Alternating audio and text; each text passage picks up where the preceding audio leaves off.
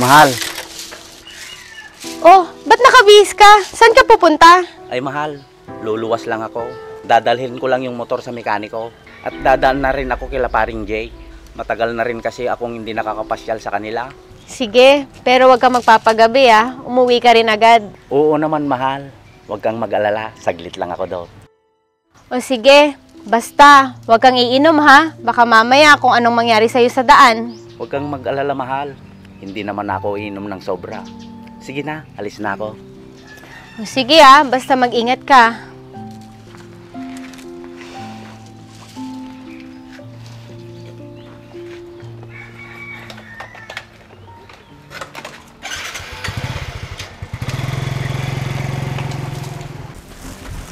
Maring Ruby! Maring Ruby!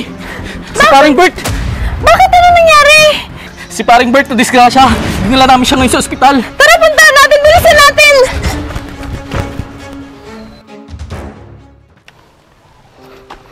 Dahan-dahan lang, mahal.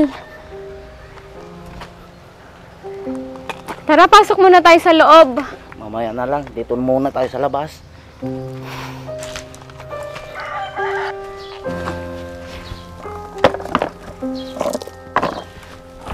Kita mo na yung nangyari sa'yo? Kung nakinig ka lang sa akin, hindi sana mangyayari sa'yo yung ganyan. Ano ba yan mahal? Huwag mo na nga ulit-ulitin. Ganito na nga nangyari sa akin. Nasabi ko lang naman. Naisip ko kasi, saan tayo kukuha ng panggastos? Bakit? Ginusto ko bang mangyari sa akin to? Di ba hindi? Wala naman ako sinabing ginusto mo ah. Bakit nagagalit ka? Isa tema ng pananalita mo, parang pinamumukha mo sa akin ang mga ginastos ko. Hindi ko pinamumukha sa'yo. Sinasabi ko lang para alam mo. Ganun na rin yon. Hintayin mong gumaling ako. Kapag nakabalik ako sa trabaho, makakabayad din ako. Huwag kang mag-alala. Wala ko ibig sabihin. Ang sa akin lang, mabuti nang alam natin pareho. Kahit di mo sabihin, alam ko. Saan ka pupunta? Sa kwarto magpapahinga. Kalalabas lang natin ng ospital, tapos ganito ka pa.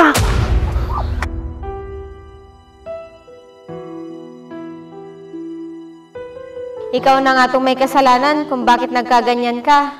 Ikaw pa itong may ganang magalit. Hindi ko na alam kung saan ko ilulugar ang sarili ko sa'yo.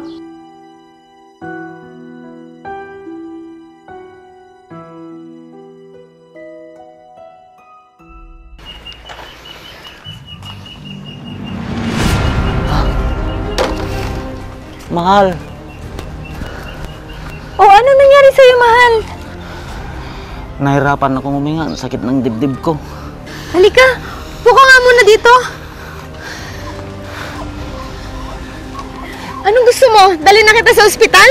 Oo, mahal. Hindi ko na kaya. Sandali lang. Natatawag na ako sa ambulansya.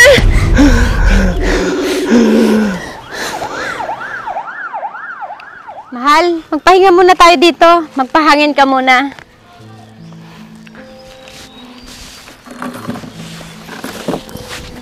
Mahal, salamat ha. Pasensya ka na din kung hindi pa tayo nakakabayad ng utang noon. Heto na naman ako. Huwag mo nang isipin yun, mahal. Wala naman may kagustuhan na ma-ospital ka ulit. Nahihiya ako sa'yo.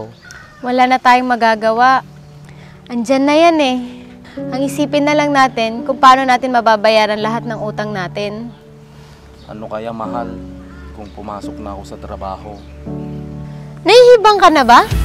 Isang buwan ka pa magpapahinga, sabi ng doktor.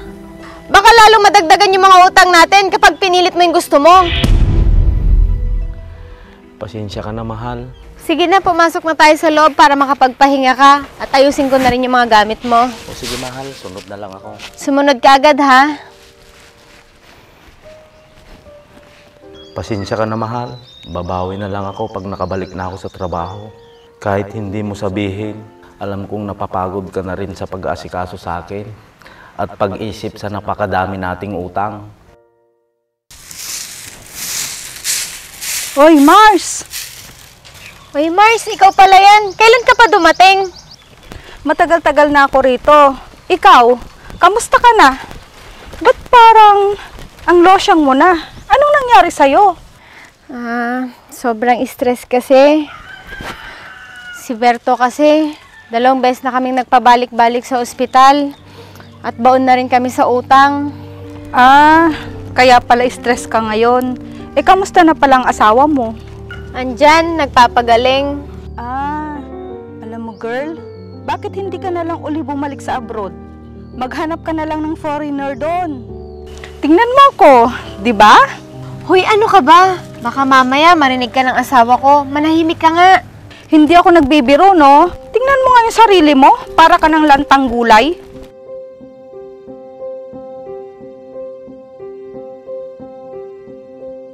Ang tanda na ng itsura mo. Pag iniwan ka ng asawa mo, gaganda ang buhay mo. At mababayaran nyo lahat ng utang nyo. Hay nako, Mitch. Pero... Wala nang pero-pero. Oh, ito ang kontak ko. Tawagan mo ako pag nagbago ang isip mo.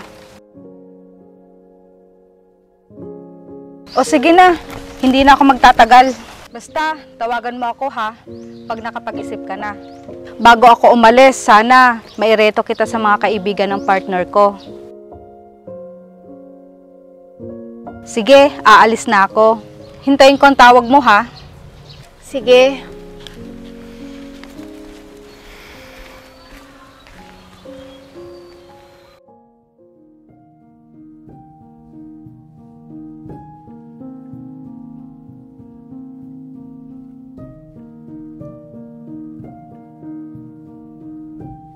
Hindi kita pipigilan kung makapagdesisyon kang iwan ako, mahal. Alam ko namang hirap ka na sa puro pagsubok na binibigay ko sa'yo. Palagi mo lang tatandaan, mahal na mahal kita. Hindi na magbabago ang desisyon ko, mahal ko.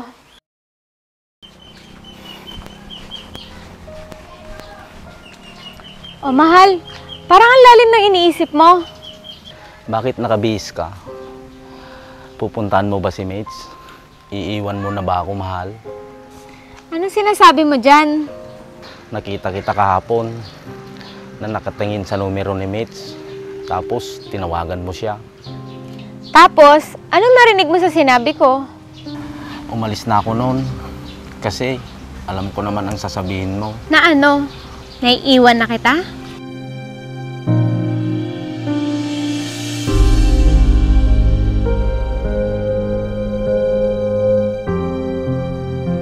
Mahal, ganito kasi yung sinabi ko.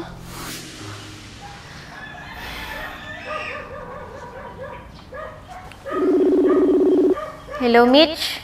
O Robby, ano? Nakapag-desisyon ka na? May gusto sana akong sabihin sa'yo, Mitch.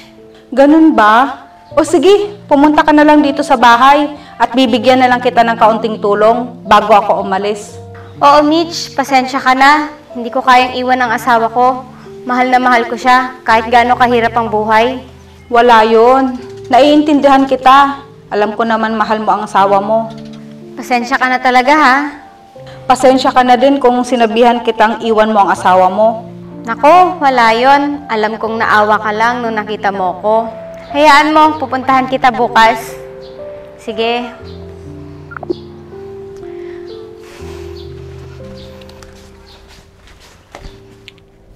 Yun ang totoong sinabi ko, mahal. Hiyang-hiya ako sa'yo, mahal.